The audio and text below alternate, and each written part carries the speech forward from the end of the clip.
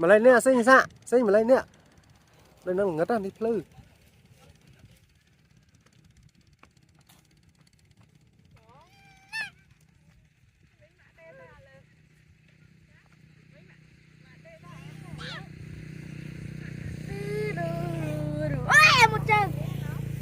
nó sẽ bua lại thì nó sợ hết bẹo trứng á bài như trâu nó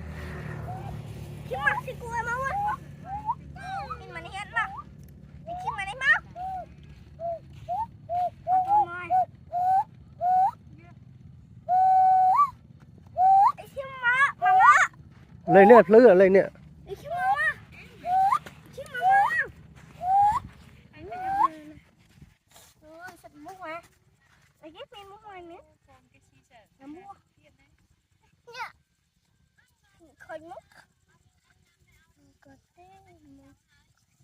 chắc chắn là lo đi kia đánh mi chân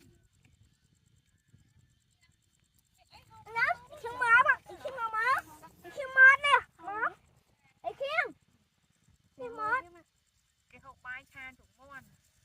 ngon em muối xí lá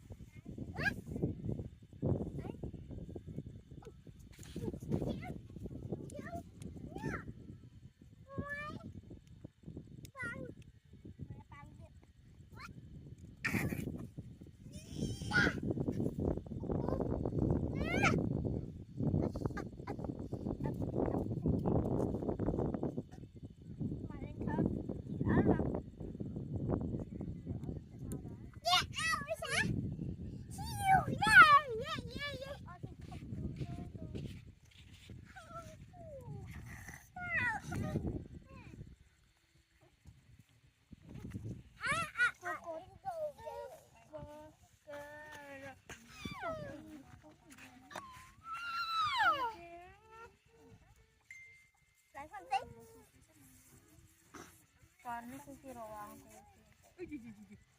on so baby lại một